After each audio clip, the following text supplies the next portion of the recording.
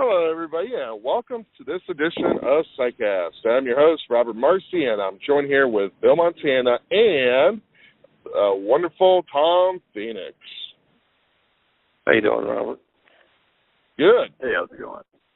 Good. So, last week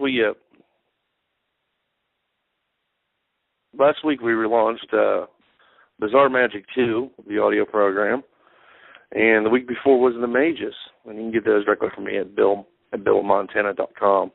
You'll have to email me for information. The site's kind of down right now, but today we're joined by Tom Phoenix. And Tom, you just released some new stuff, right? Yeah, I came out with a peak device called Zero Density Peak. The name comes from Zero Density Triangle, which is a fractal pattern. It has nothing to do with fractal. I just like the name. And it starts out with fear, which is essentially what you're doing. Keeping a card in the middle of the deck, you match the deck, then replace it with the box. But, yeah, I came out with that. Got great reviews so far. Highly recommend go and check it out. That's a shameless plug right there. And, anyways, it's available over at Wandering Magic. Wandering Magic. Yeah, well, it's wanderingmagic.com for the listeners that aren't familiar with that particular site. Yep. Now, Robert, did you have anything else in the buzz section before we get into the heart of this program? In terms of buzz, I haven't seen anything lately that's going to come out. The only thing I know is that the one we talked about the last time was Tom Jorgensen's. Which one was it? The Past Lives in Atlantis thing. Yeah, it just got released a couple days ago, I think. Yeah, it's officially on the market. Yeah, so I would definitely check that out for those of you who want to know and to go how to run past life workshops. Really, really good stuff. Yes, you must have already gotten it in then. So. Yeah. Oh, hey. I saw something. I don't know how it's done. It's already out, but it's called Swift by Kevin Parker. That looks like, he does it with a wallet, but it looks like it could be adapted to, let's say, a deck of tarot cards. It's just a method of making an object lift off the table and hover about an inch and then move around a little bit and then float back down. No idea how it's done, but it looks great. Oh, that's cool. I haven't seen that one yet. It's on over on Library. Now, Robert, you got one of our first reviews for the new Law New piece. Yes, Law New just came out with a project entitled The New Collection, and it's available through Penguin, and it's an instant download and contains over 3 hours worth of material. Now, what's in this video download? Well, Alon is a good buddy. I love Alon. He's got really great thinking. I've had the pleasure of hanging with him a couple of times. We actually even did a free gig together in Washington. So, but if you have never seen Alon New perform, for those of you, do check it out. He's got really out of the box thinking, just like Tom, who's on this call. But in this video, he teaches like a simpler version of any card and any number, which I really liked. It's like a simplified version of his any card routine, and he also has the no threat roulette for those of you. So it's like a safe version of it's like a really safe version of the spike effect. I can't even think of it right now. But so what it is that you have a couple of cards, and they're like business cards, and then on one of them you draw a bullet, and then the other ones are just nothing, and then you have them go through a process, and then eventually you psychically just nail it down to the one card, leaving that one by itself. So it's like they put the card to your head, and then you say that's safe, and so it's a really cool way of doing like the spike routine, just done it safely with a couple of business cards. And he also has Serial Killer, which is his one of his divination routines. It's really, really, really cool. I like it. And then most of it for the rest of the video, he goes into like routines using ESP cards. So I mean, even if you don't like doing routines with ESP cards, I mean, I would definitely check it out, because there were some really cool nuances and subtleties that you can use in other aspects. So I thought that was really, really, really good. So it's really an outstanding collection of material that you can use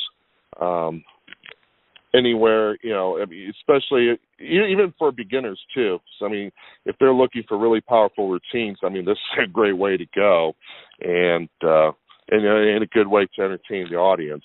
So I definitely recommend this video, because I remember he recorded it about the same time when we were at the Penguin lecture, and then we got up together with him, and we were there live during the recording. So, but highly recommended.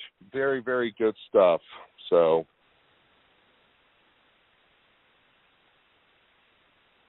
Okay. Hey, could you take those ESP card routines and apply them to rune cards? For rune yeah, absolutely. Cards? Probably. Oh, yeah. I can't see why not. Okay, but there's nothing like in the linguistics of forcing a star, forcing a circle. You could easily just take the mechanics and apply it to a different prop. Yeah, you can. You set up repetitious patterns. Okay. Yeah. Yeah, I mean, I'm not going to go into more information than what I said, but yeah, it's you could definitely adapt it towards other, like you said, rune cards for sure. All right. Cool. Mhm.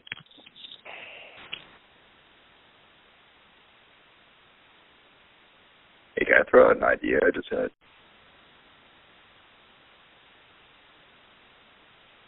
Okay. Okay. I know we'll probably go into this sort of thing later on creating stuff, but I just had this interesting idea from using the ESP card. What if you carried around a deck of cards that had the zodiac symbols on them, and then had each person take out their zodiac symbol, and then you just did the same kind of ESP card routine, except that the cards represented the personalities of each person, and then you could read the backs of the cards and figure out who selected which card.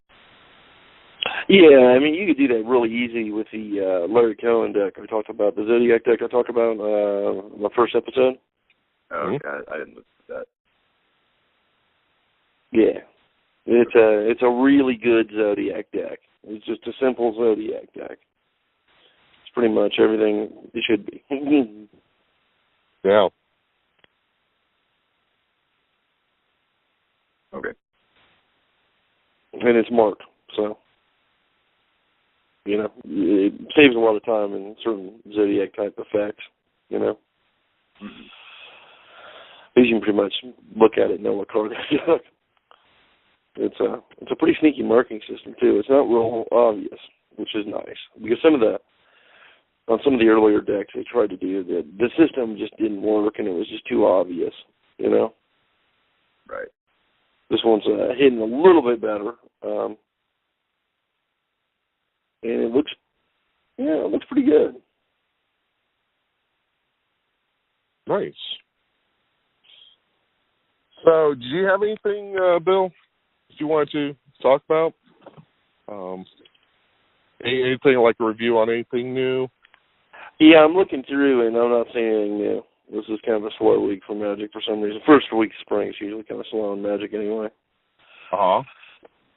Yeah, sometimes you see some new stuff pop out, but nah, it's just that's what I'm doing right now. Is I'm looking through the files and see if I see anything that's worthy of mentioning, and I haven't really seen anything.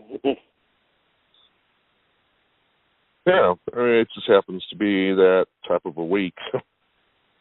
Yeah, it looks to be. I mean, I haven't seen anything really in the last few days.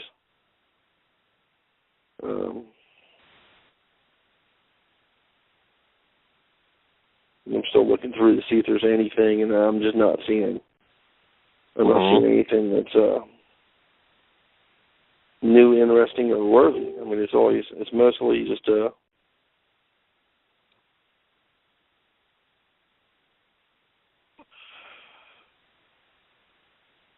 There's that new thing by Fraser Parker. I don't know what it is.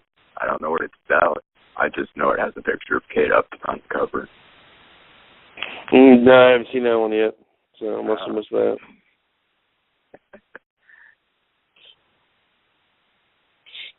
I'm trying to see if there's anything new, and I'm not seeing anything. I'm seeing a lot of the same old, really. Same old, huh? Same old, yeah. I'm not even seeing anything that's...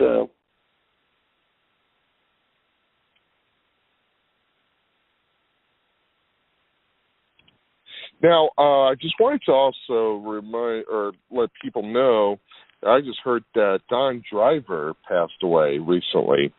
If you don't know who Don Driver is, he he was the one who came out with a couple of works on doing the Svengali deck pitches. And I just heard that he passed away, and he's got a real... Yeah, Don died about a week. I think it was about a week before Bob Cassidy. Oh, okay. Yeah. So, so he came out with, works on how to build a tip when you're doing street performances, doing a Svengali pitch. And, the diver's Svengali pitch, nobody worked a deck like him, man. Yeah. Yeah. I remember the jam auction as well. He had to work on that too. Yeah, his work on the jam auction was really good, about the old school jam auctions. And his work on the Svengali pitch was phenomenal. I mean, it was, this is how to pitch a Svengali deck to suckers. You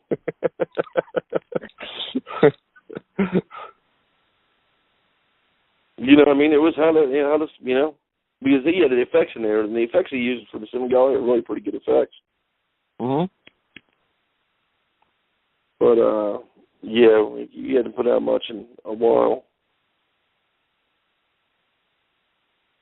And actually, if you combined the Don Diver Svengali pitch with like the booth setup from Doug Higley, for the What's It, you got a pretty good little 10 by 10 tent that you can just pound them all day long.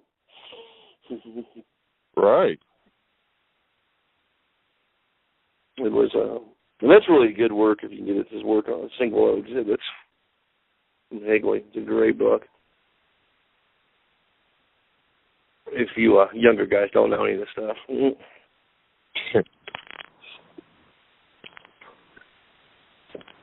That's how you go out and, set up a What's It exhibit and make $1,000. I heard a guy once say, those things are like $400. And you even know what you're buying for $400.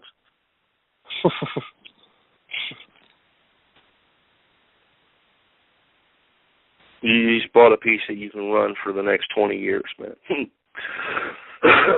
That's it. Just one piece. That's all it is. They go in and look at it. Pay you money. I don't get some of these people. Mm-hmm. Yeah, there's officially nothing new. Mm-hmm. I'm just going to claim nothing new. It's just kind of odd, but, you know, some weeks you have 100 products to choose from, and other weeks we have nothing. Buck, yes. Yeah, I mean, we got...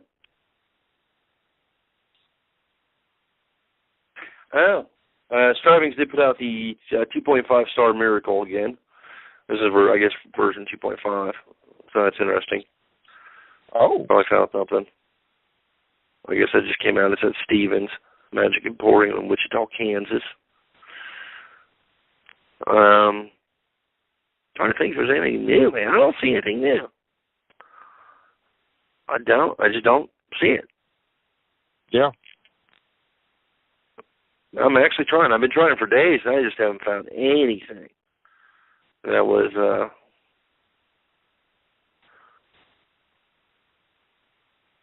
worth, mentioning. Although, there is some really nice antique and Aquarian magic up at Stevens right now. Oriental Nestle boxes have been Phantasma. Original Welsh P&L, Petrie and Lewis Welsh Rabbit Pan. It's kind of a hard item to find if you're actually looking for one. An Owen Spirit Wrapping Hand, the real one. But other than that, I don't see a whole lot. Actually, the Owen's hand looks really good, by the way. It looks like a classic, Spirit Hand. It wraps out, taps answers to questions. It's in the state version. It came out in the state. Let me pull that up. It's a little pricey, but most of it good early Spirit Hands are.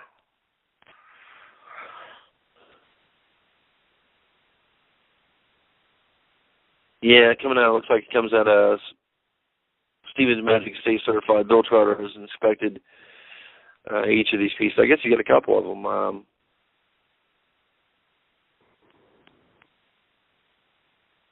Yeah, it looks right. It's $950. So what real Spirit Hands are going for now. Or you can buy the junk.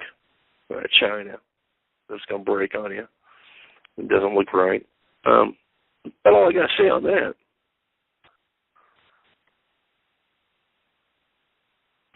So let's get on with the, because there's nothing really new, except for my piece, is Bizarre Magic 2. Which me and Robert did last week, which was a pretty good program. But let's talk about creating some magic. What's the process? Where do we get our inspiration, Tom? I get it from music and nature. Old stories, legends, books I've read. Pretty much everything in my daily life. The first impression upon seeing or experiencing it is the experience, and then the next thing that pops into my head is, okay, how can I model this with magic? I don't know if that's a blessing or a curse. Anyways. Yeah, and then usually at that point the process takes off and we're, and grows for a month on a single problem or longer. Yeah. Because, it's kind of a thought process, though. Really, we get the spark of the idea from something unusual, an unusual event, a chance encounter, reading some older book that's non-magic related. I don't usually get most of my ideas from magic books because the magic books just don't seem to have much of the ideas in there. Yeah, they don't. They do. There's things in them, but there's not. It's not like. Here, let me pull out. Let me just grab one off the shelf here. What do we got? I'll explain the concept here for you, those of you following on. Hang on. Hit this light thingy. Oh, that's not the light. Where's the light? Hang on, plugged in the wrong one. There we go.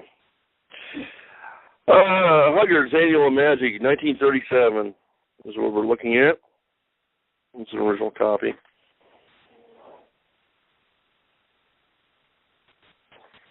Published by Max Holden. Cigar Magic, not too many people like the smoking, drinking thing. Hats. Some stuff with invisible thread. Coins. Actually, the coin things right here aren't too bad. The card stuff's pretty weak. Silks, nobody really does silk magic anymore. Billiard ball manipulation is pretty common. Even in 37, that stuff is pretty common.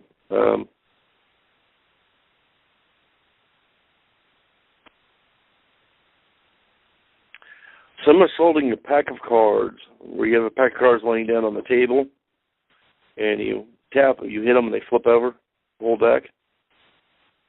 Interesting little flourish. Yeah.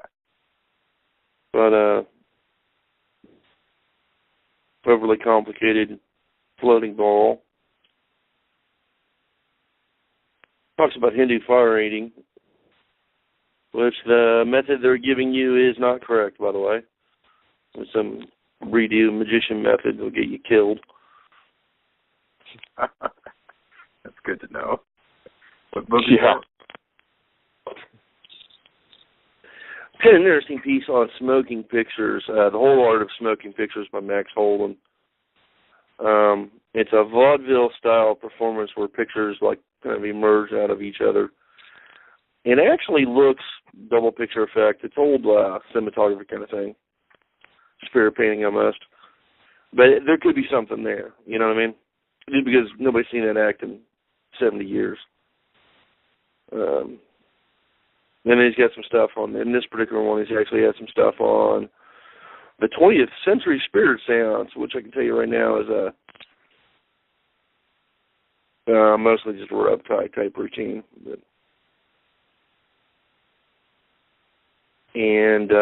Yeah, see what I mean? Nothing. Hugger's bullet catch, since we're talking about bullet catching, is actually in here.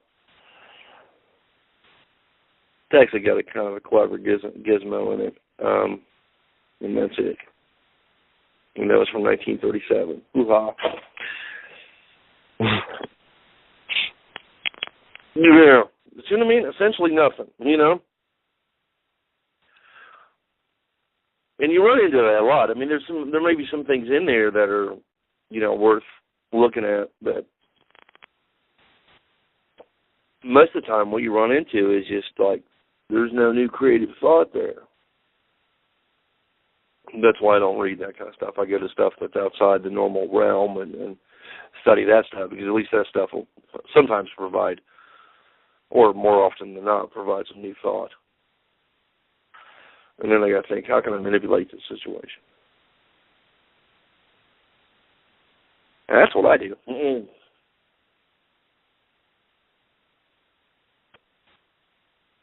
Yeah, there's this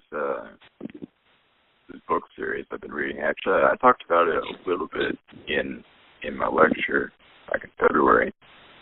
It's called the Book of the Fallen series, and it's just to go off on a little literary tangent at the moment. It is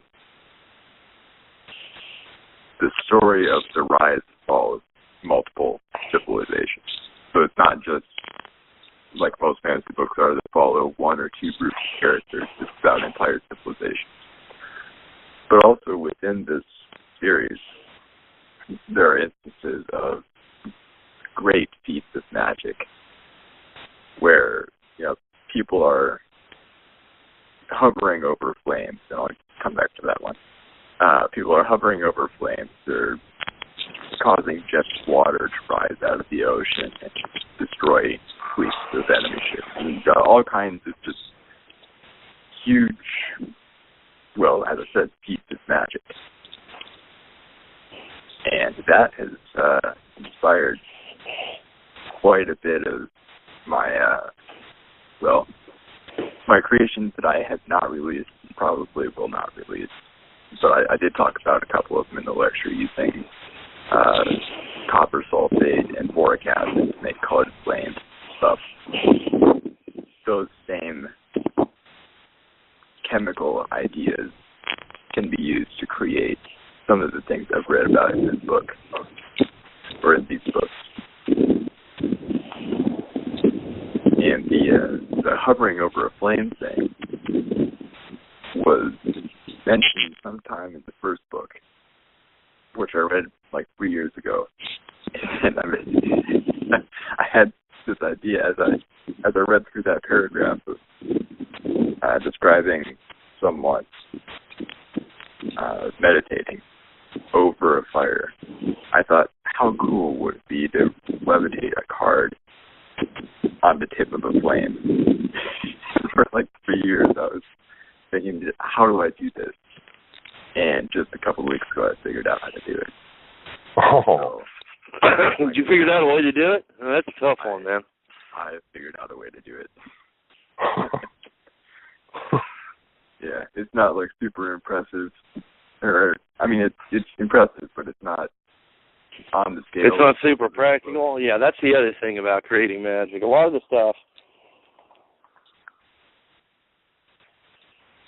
doesn't work as well as you think it would, you know? Yeah. So mine's like really temperamental. It only works with a lighter at the moment, but I can balance a card on the tip of the flame. So there is that. From a magician standpoint, it's freaking awesome. But from the standpoint of I wanted to like have a campfire and then take a card and just balance it right on top of the campfire, like that's the goal. But as of right now, I can only do it with a lighter. Yeah. I mean, there's a lot of that type of stuff where I've got, I don't know, 4 or 5 pieces here, 400 or 500 pieces around here they're created, mostly in boxes upstairs. That, do they work? Yeah, but do they work well enough to actually do anything with? No, not really. Yeah. That's just, you know, I mean, some of them are just, I mean, the idea is cool, and it's a cool piece, but it's just not very practical. It's too odd looking, actually. You know? The one I'm thinking of right now is just too, yeah. But, I mean, that's what you had to do to build the thing, you know, but it's just not, yeah. So, I mean, there's a lot of time, you know, when we're creating this stuff that goes into designing it, making it look right, and then we build it, and then, you know, you spent 400 hours on a complete failure, then you went out and tested it and found out it's an even bigger failure than you thought it would be the first time. And it gets shelved. And other pieces, you know, I mean, you can run them for a while, and some will work okay, you know. Yeah. They at least work well enough to actually do what they were intended to do, but are they that useful? Not really. Yeah. But, you know, somebody else might take some of those collapsed ideas of ours, you know, and run with it and actually turning into something useful. That's the only reason they're even archived. You know, because occasionally I've seen people come up with something, you know, on a cafe or one of the other sites and be like, hey, is this, yeah, I worked on something similar to that. Here you go. Let me send that to you. I'll send you my work on it, and you can take it from there, you know? At least save them going down a couple of rabbit holes in about 300 hours. Yeah, it's not as easy as everybody thinks it is.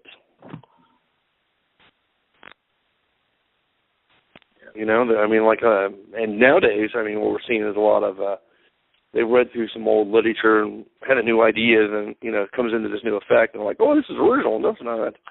It's not original. It's not needed, and there's 70 other guys that have already done the same thing you just did.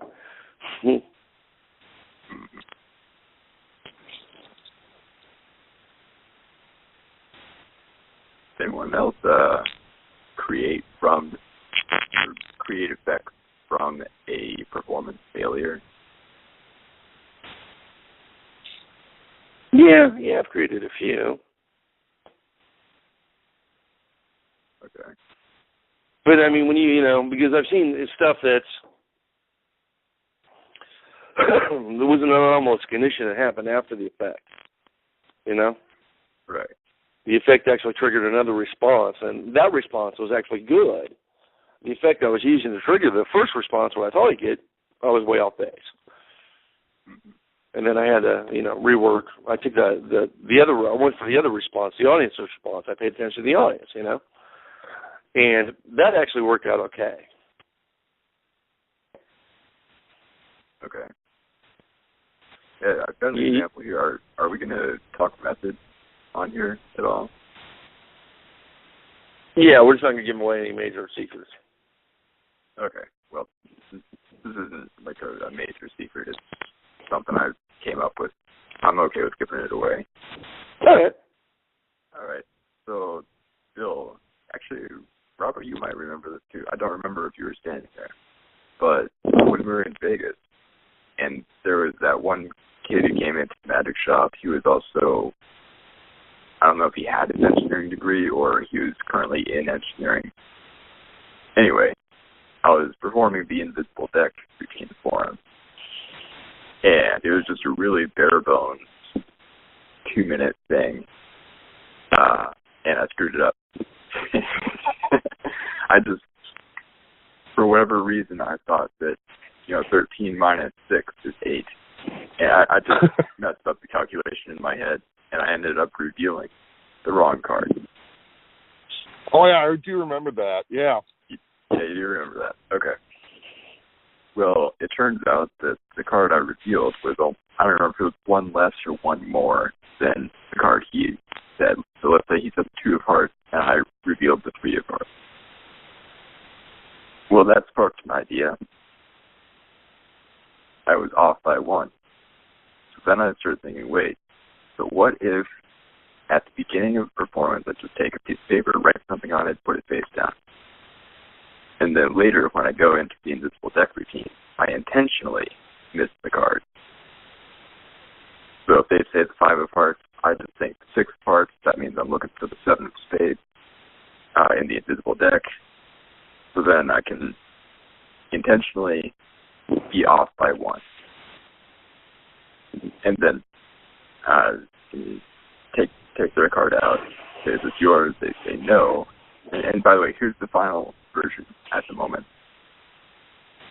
Take out the card, leave it face down, slide it across the table to them, and say, go ahead and take a look at that. Is it your card? And they'll say no. So it's a yes or no question. Is that yours? No. Okay. How close was I? And then they say, you were off by 1. Because that's the common way of saying, you're 1 number away. But more often than not, people say you were off by 1. And then you turn over the little card that you've had sitting on the table since the beginning, and it says off by 1. So you get this kind of double prediction where you know how much you're going to be off by, and you're predicting the exact words they were going to say. So that's what I mean. It's just creating failure. I screwed up the invisible deck once in a long time, and then I thought, ooh, what if I did that intentionally and had a prediction off to the side? So something I'd like to share with everyone. Yeah, that's kind of cool. Yeah, because I did one thing. I was trying to do some energy transmission effect, and it failed. Actually failed miserably. But it turned out it triggered a visual response instead of an energetic response I could feel. So I revamped it and started playing around with the idea of implanting imagery. But see, a lot of times it's just like that. You're in the right direction. You're just not there. Mm-hmm. Especially in the metamentalism stuff. I mean, a lot of times you're in the ballpark, but you're just off in left field a little bit. You got to kick it back over to center field where you want to be. Mm-hmm. It's just a little bit. It's just a shift, and then once you get it, once you actually see what you were trying to do and see how it works, and you study it and study the premise behind it, you know, and then you change the premise and the thing works great, you know, but it works with something completely different than when it started out as. And that's a case that happens quite a bit.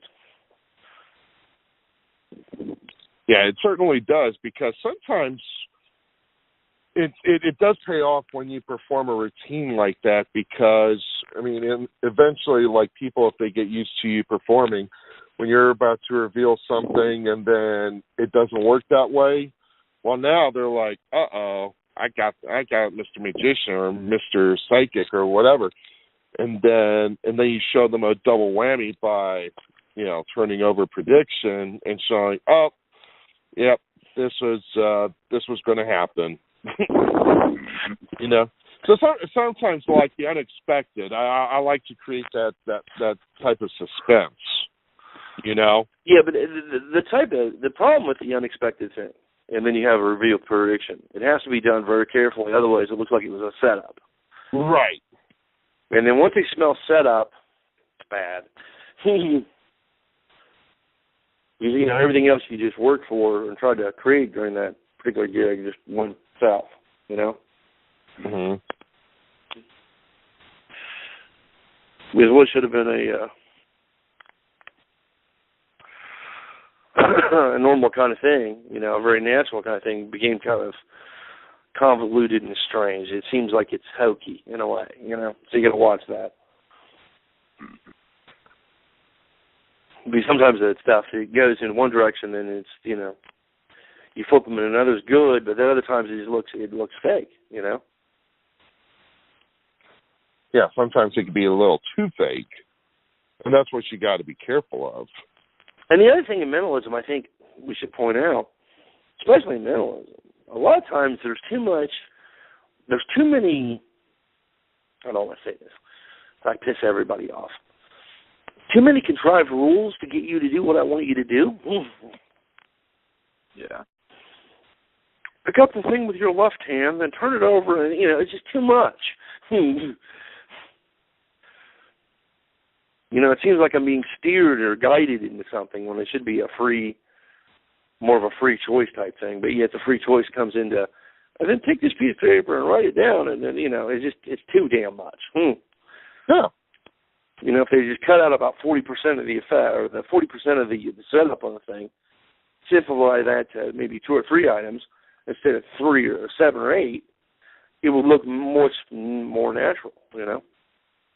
Mm-hmm. It wouldn't look as hokey. Right, because a lot of effects are process-driven, and it's, you have no idea how many lay people are turned off by, you know, routines like that. You know, unless they happen to be drunk. But, you know, that's besides the point. But the thing is, like, you want to get away from that process. I mean, process-driven routines. I mean, like, for example, I mean, okay, look at my dictionary test. Simple instruction, think of any word, boom, there it is. Huh, I just created a miracle over 2,000 miles away. That thing is a small monster. Yeah, exactly. The other thing was that I find actually people like more and more is they're going to hate this. This is going to piss them off. The mathematical magic. The mathematical mentalism effects. People actually don't mind a lot of those as long as they're not long and drawn out. Yeah. Now, they don't like 1089. They don't want to add and subtract in their head, but if the thing has like a binary math system involved with it, and it's hidden with them doing something else, they're fine with it. You know, because they're still participating in the routine. I'm thinking about a lie detector test. You know, the one with the red and black numbers? Mm-hmm. And most people have never seen it, created by Pryor Elmsley, actually. But, you know, most people have never seen that, and it's a really strong thing because I'm saying, you know, pick a number, and then I want you to lie about the color of that number and tell me the other numbers in that row, and they'll say the red, red, red, black, red, red, black, and they'll lie about the number, the color of the number they chose. And then I immediately tell them the number. You know, it's kind of a cool thing, actually. Dates back probably the 60s or 70s, at least. But it's a kind of a cool thing because it's binary. It is a mathematical code, but it's not a direct mathematical code that makes them have to do anything other than lie about one color. You know what I'm saying? Is that the one, or is that method using the Gilbreth principle? No, this is numbers printed on a single 4x6 card. Oh, okay. Red, black, red, black. They're red. It's like some of them are black, black, some are red, red. So that 1, 4, 8 count. 1, 4, 8, 16. Okay. If you're familiar with that particular principle, you'll know exactly what I'm talking about. But in this one, they, first row, second row, third row, fourth row, added up and coalesced into the final number of like 72, or whatever they thought of, because there's more than one number on the page. They're not sequential. But it's actually kind of a cool old piece I used to play around with years ago. And I still like it because it combines the whole lie detector kind of thing. The whole lie to me, I can detect your lying type thing, which works really well at times, That's pretty subtle. As long as I've had enough coffee to do the math. But this kind of thing is, I'm running some wind. Yeah, I got some wind. Go ahead and somebody else talk for a minute. I'm going to try to mute this for a sec. On that red-black lie to me idea, a friend of mine who is not a magician came up with an interesting idea where he used the NP to help you with this. He goes through the deck face up very quickly, and even looking at it for any length of time, I didn't really see much of a pattern. But he was using Fibonacci sequence in the deck. And so he did a red-black sorting, and then a club, spade, heart, diamond sorting from there, and managed to sort the deck out using the Fibonacci sequence without having to really memorize anything other than the Fibonacci sequence. So it was pretty cool. So he'd have like one, I'm going to write the sequence out real quick. I don't remember right off the top of my head. 3, 5, 8. Okay. Yeah, it's 1, 1, 2, 3, 5, 8, 7. 21. Yeah. Yeah, right, yeah. Yeah, so what you would do is put like one red card, and then one black card, and then 2 red cards, and 3 black cards, 5 red, and just alternate like that throughout the sequence. Well, fortunately, you don't have to get very far before all the numbers add up to 52. So you don't end up with too many like big blocks of one color.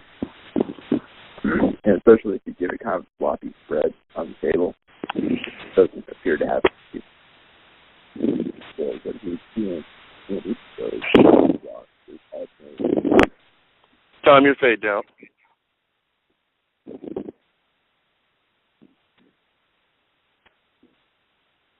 Or is it me fading out? You guys there? No, yeah. Tom's fading out.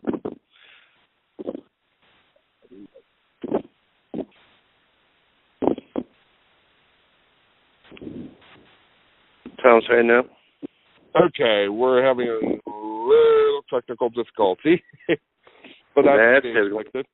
Yeah, in this wonderful world of technology that we live in. Yeah, this is why you should donate to the podcast so we can get some better equipment. Yeah.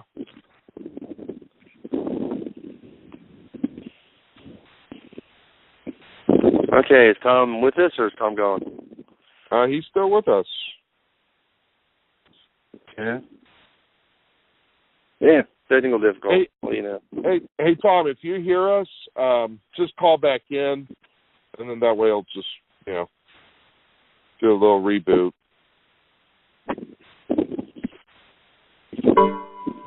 There we go. All right. So he's going to call back in, and then he'll continue what he was saying. Yeah, that sounds good. And then we'll wrap it up. Yeah. Just wait a minute on Tom.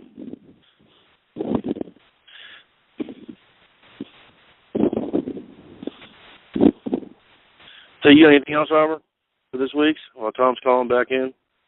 The only thing I would say is that Doc Hilford just released, like I mentioned last week, he finally released the Dream Book. So it's did it finally come out? Okay, that's yes, cool. It did. Yeah. So he already released it, and so give me a little time, and then I'll include a little review on it. So, and he should be back. Can you hear me now? Yeah. Yes. Okay. All right. So let's go back to, so you were saying that laying out the cards in Fibonacci. Yeah. So he had the deck stacked such that he had like one red card and then one black card, and then 2 red, and then 3 blacks, 5 red, 8 blacks, 13 red, 21 blacks. And fortunately, all those numbers add up pretty quickly to 52. So you don't end up with too many big blocks of the same color.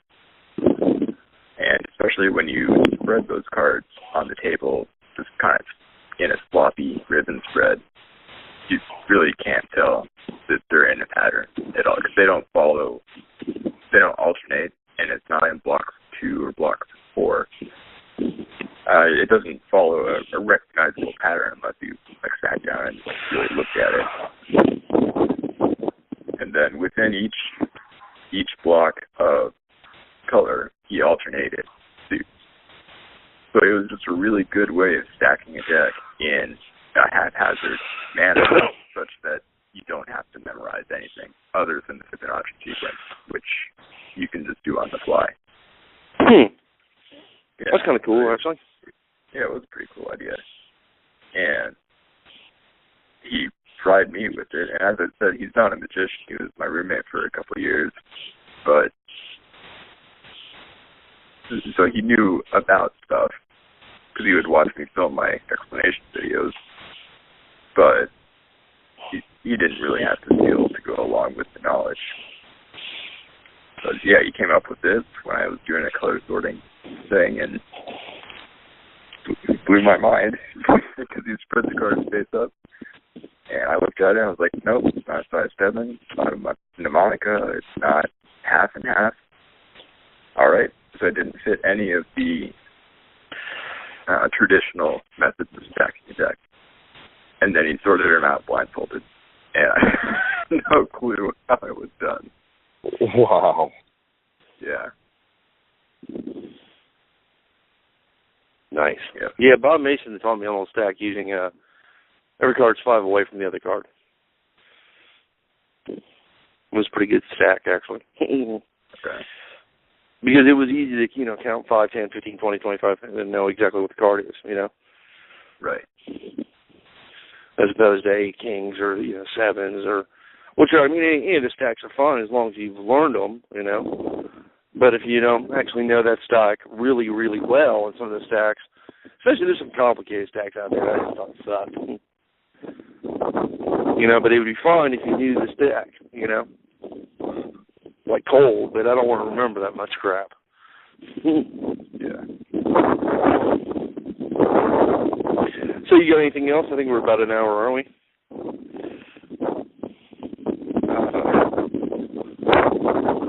Can we talk about creating stuff a little bit?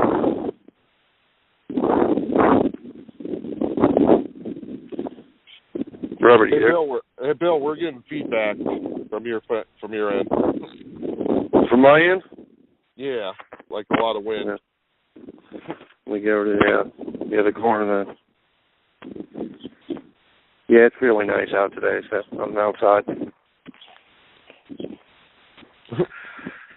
But I do seem to have this little breeze thing to deal with. See if I can catch it out. There, better? Yeah.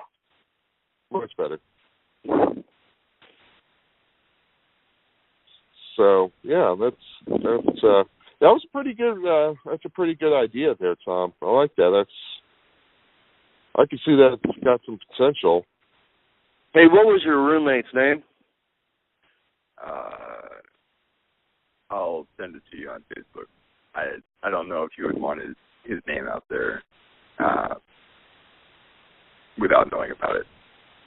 What about at least his first name, so when these guys knock him off, they can at least credit half of him. Yeah.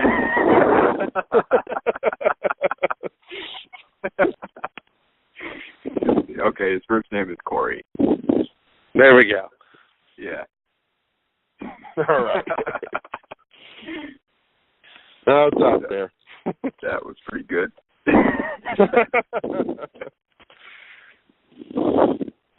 All right. Yeah, that was his idea, and hopefully he never hears this, and he'll never know that I was the one who revealed it. Anyways. Well, I mean, if he does, he'll probably just come get a key to my apartment or something and scare the heck out of me. Anyways. You want to talk a little more on creating stuff? Yeah, what do you want to cover? We're completely open on this format, so. Okay. I've been reading a lot of Stephen Hawking lately. And that has sparked some interesting concepts. I was talking with a friend of mine a few weeks ago, and he had this idea, and I'm not going to describe how this is done, but I'll go ahead and outline the idea and what happened. So the concept was to have someone experience a time loop. And this is Lance Sinclair, that's the guy's name, who had the original concept, was to make someone else experience time differently than the rest of the audience. And we sat down for a couple hours, and we came up with a performance and a method, and it works. And of the two of us, he will be the one performing this, because I don't do big stage shows. Yeah. So this is based on what, Stephen Hawking? It's based on, well, it was Lance's idea. I just took some little bits and pieces out of some stuff from Stephen Hawking that I had read to really flesh it out and make sure that all the underlying physics work out. At least make some sense, yeah. So essentially, I like to go back to like the early psychologists in the 1800s, right? And even the ones that were actually discredited later. But what you find is when you take two or three of those guys and combine the works together, you have actually a very cohesive idea to perform mentalism with. Even if, like, singularly, the theory is, proven false, but when you add in a couple of the other guys that were proven false together, it becomes a different type of genre, and then everything seems to mesh together and actually creates and triggers certain responses. Kind of interesting stuff. Uh-huh. I started reading a lot of that stuff, and I was like looking for ways to explain the dream crafting concept, the bridge, 20-some years ago. But yeah, I had to dig through some obscure stuff. You know what I'm saying? Yeah. And some of it I thought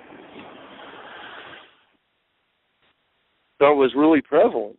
Some of it actually really does, when you combine this to this to this, it does flow into a nice chain that actually can do something with. A lot of times, seeing that chain now, it's not that easy to actually identify what you're actually reading, as opposed to what you're thinking about and what you want to do. Right. It's not as like some of these guys just say, "Oh, this is easy." I'm like, well, yeah, but you've never really put anything out. You know, and then after you get it made, if you want to market it or claim your stake to it, you know, that's a whole nother ball of wax, man.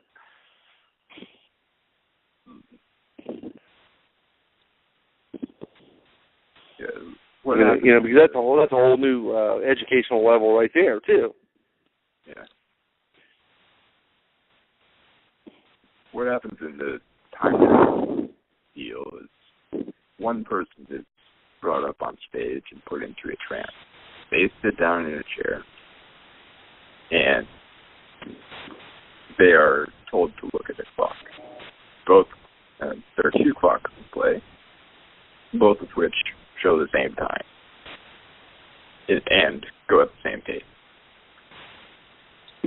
They're in a trance and they're told, you know, if you witness anything unusual, then just take a look at the clock and know what time it happened. Well, what ends up happening is after they've been in the chair for a few seconds, the rest of the audience sees them go forwards in time, but they don't react. The person in the chair doesn't react because everything seems normal to them. Mm-hmm. The person in the chair then experiences something, but the rest of the audience doesn't experience it because it's not happening in their reality. And then when they come out of the time travel state, out of the trance, everything is continuing as normal. And then that one event that they experienced while they were in a trance happened again. And this time everyone experiences it. And that's when they realized they actually went a few minutes ahead in time. And it's all documented. But everything everything looks as it should from the audience point of view. Now, from the audience point of view, if you had somebody with a cell phone, could they actually like videotape a performance of this? Yes, they could. Oh, that's cool. Yeah. That's cool. Because that leads into physical research and documentation, which I'm always a big fan of. We just sat down for like 2 hours and worked all this out and thought, okay, well, we could use this principle or we could just make up our own stuff. And we got to where there are only a couple physical methods in play here, and then the rest of it is purely psychological. And it turns out that the person who went forward in time appears to predict an event that happened, except that they actually experienced it themselves a few minutes before everyone else. And then that experience leads to something else, which leads to something else, and you end up with this kind of four-sided triangle experience for everyone, in which all the events tie together, and they're all caused by one person going into a trance and traveling forward in time. And a lot of that came from just reading a book called The Universe in a Nutshell by Stephen Hawking. Wow. You know, what comes to mind is there was actually a really great effect that Ted Karmelovich came out with, where you go through where you actually send someone to the future, and then they come back with something to document their experience, and they actually bring, like, let's say today is Wednesday, and you bring a piece of newspaper from Saturday. Now, I'm not going to say anything about this, but I know he's got it published somewhere. I just don't remember where. It's very obscure, but it was very. When I read that piece, and I was like, "This is insane."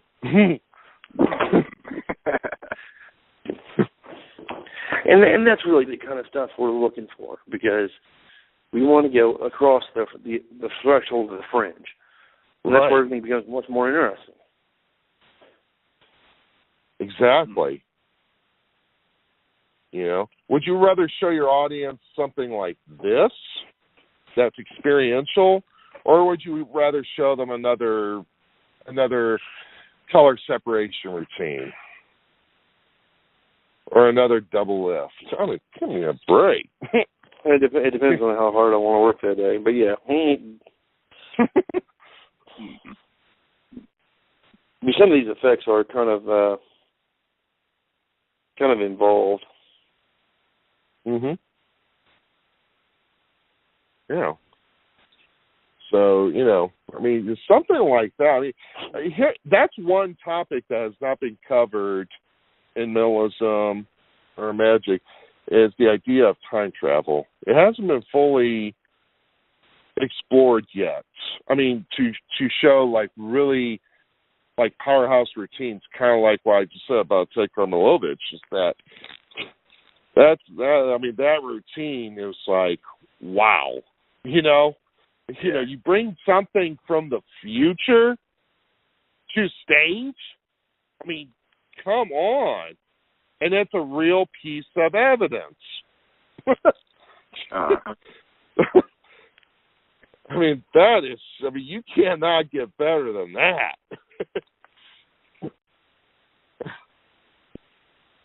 There's this really great quote by Samuel Coleridge. I'm going to go find it so I can get it exactly.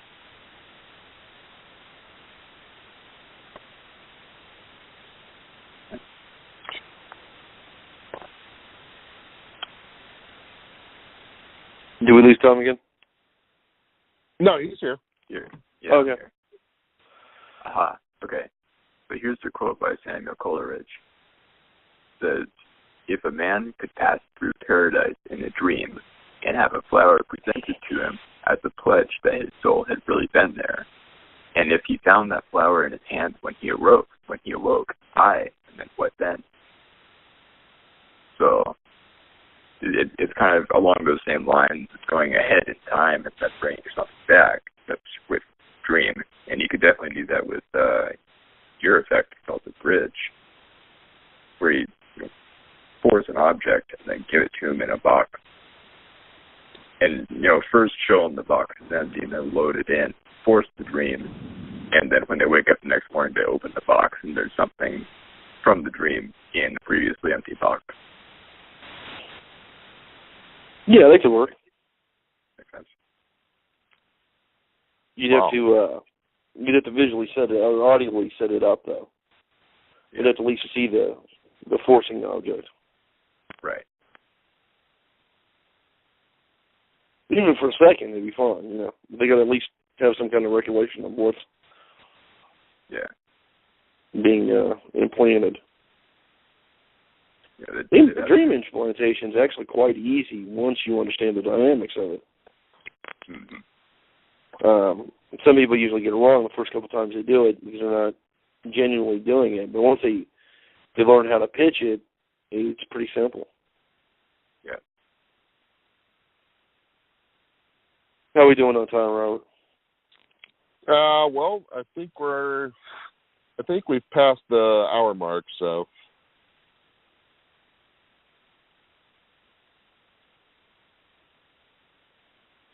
Good deal. And let's if Tom doesn't have anything else, let's wrap it up for this week, and we'll come back again next week and try it again. We'll get Tom back on here in a month or so.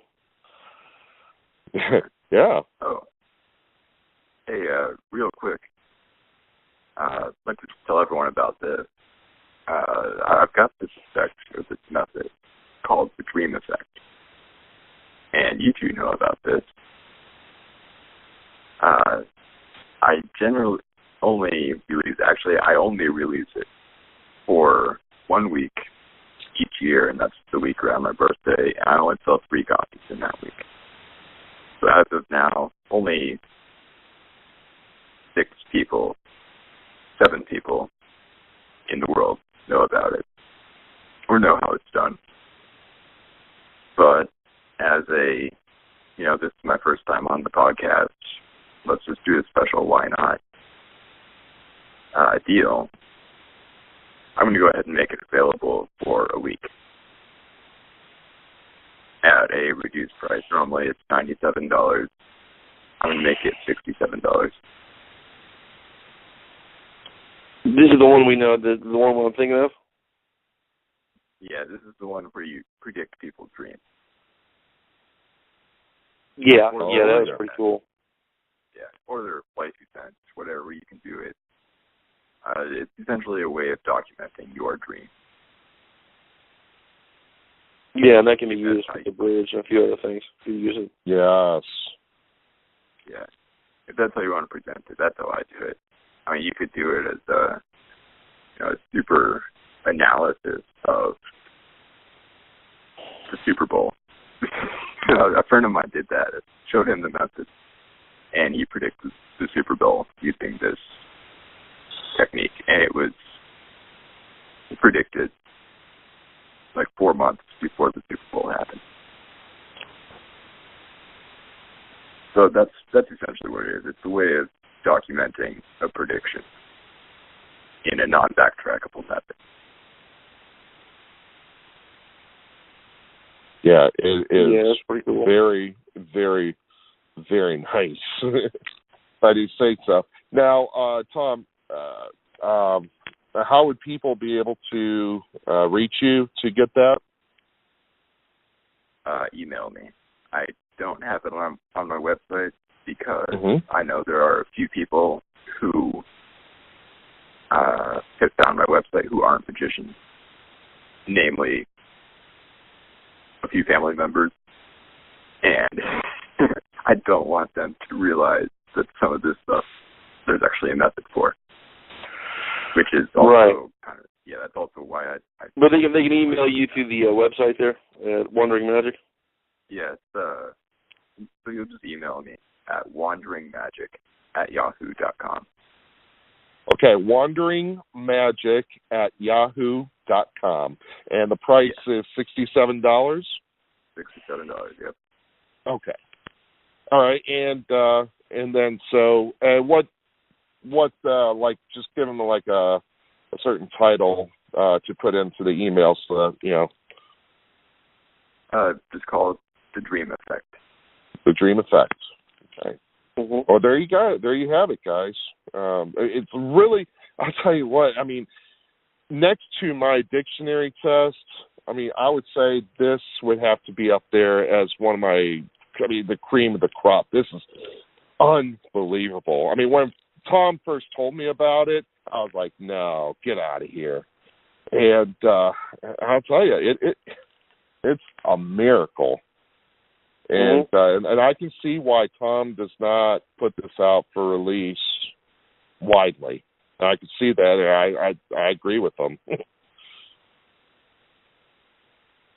So definitely, reach out to Tom.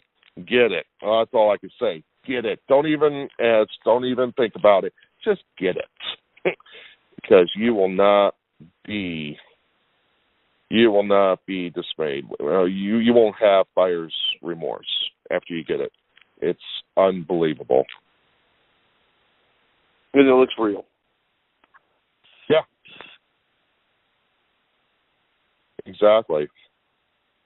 So. And it's not that hard to do, actually. It's not. Yeah. Once you understand the dynamic of it, it's really pretty simple to do, and it's actually worth doing. Yeah, it takes like less than 10 minutes to do, and it's stupid simple. Like I almost feel bad when I do this because yes, I'm a lazy mentalist, so I like finding easy methods to accomplish big stuff. But there are some things I just feel like, if I'm going to do that, I should at least put a little more work into it. And this is one of those things. It's once you get everything ready to go, you can just do it over and over and over with like 10 minutes of effort each time. And if you get it, you'll know exactly what I'm talking about. Yeah, it's frankly, I played around with it. It's pretty cool. Yeah, I mean, you'll feel guilty just performing. I mean, not in a bad way, but in a real good way. You're going to be like, I like this. Yeah, do you know what I mean, Robert? You just feel like I should be putting more work into this. Yes. If I'm going to convince people that I predicted their dreams, it should take me more than 10 minutes. Right. Well, you were going to... I can plan them in like 30 seconds, man. I mean, it's, Well, yeah. If you want to do it well, it should be at least a few minutes. Yeah, I agree. You should take some time, but you don't need to though. I mean, you can run it pretty fast. It's just kind of cool. Right. Tom, just for clarity's sake, what other things can you predict with this? This is going to sound vague at first, but you can predict anything you want. I'm not kidding. You can predict people's marriage dates before they're engaged. You can predict someone's kid's name before they're pregnant. You can predict the results of the Super Bowl. You can predict what card someone's going to select. Those are two stupid applications of this, but they can be done. You can predict someone's dreams before you meet them. You can, insert whatever you want to predict here. You can do it with this method. Yep. That's beautiful. That's beautiful. And I have proof you did it beforehand. And there's proof that you did it beforehand. Yep.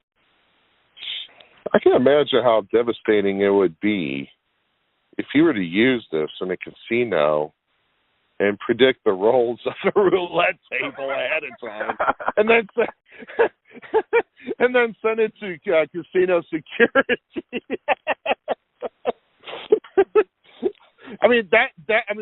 That's true to the letter. What comes up, it could be anything. It doesn't matter what it is. It could be anything. Like Tom said, you can predict it right down to the T. Are you aware of the moral dilemma you just put me in, Robert? Now, let me just say, let me just put a disclaimer out there. Do not even attempt to do that, okay? We will not be held responsible for any misuse of this, okay? we're just messing around here, but seriously, this right here is a powerhouse effect. Use it for good. Use it to entertain people. Don't misuse it. If you do, neither Tom, me, or Bill will not be held responsible, okay? So you've been forewarned. Right, guys? Yep, that's right. Yeah. If you get in trouble using this method, I will deny creating it the day I die. Exactly. Right. But seriously, this, if you add this to your arsenal like the way I have, you will not go wrong with this. This is mind blowing. Let's just say that. All right. And the thing is, it's like, people have heard me over time. I only rave about stuff that I like. I don't. They say it's like, I talk good about everything. Well, I only talk about stuff that I like. Okay, I don't. No, we can do an entire Psicast on the shit that's out there. Oh, I could, but exactly. We could, but I'm not like that. I only talk about stuff that I actually approve of and I like. That's just me.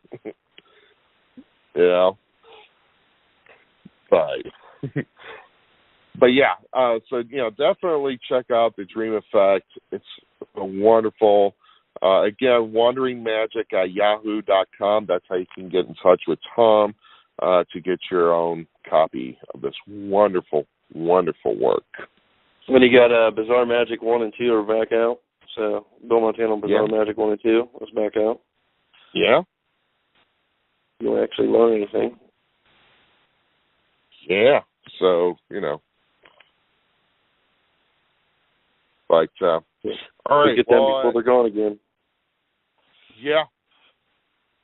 get them while they're hot. Because we don't know how long we're going to have it out there, so not long. Yeah. Like the others, what is it, 60 programs now? Yeah, most of them you can't find. Yeah. Exactly.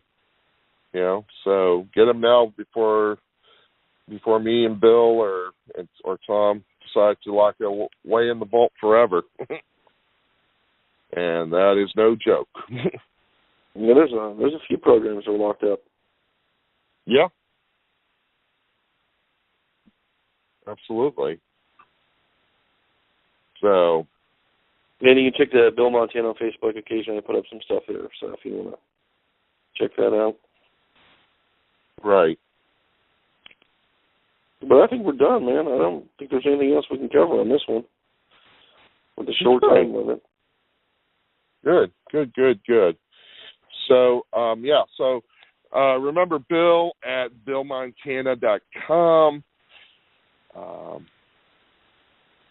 We take our time and money into put these Psicasts out. Whatever you can help us with, that'd be greatly appreciated, so we can expand this more. Yeah, no, that's not the PayPal address. You'll have to email me for that. So yeah, email Bill, but that's not the PayPal address. But email Bill about it. And like I said, we're going to put if you donate at least $10 or more a month, we'll put you into a monthly drawing where you can get a free product worth anywhere between $50 to $100.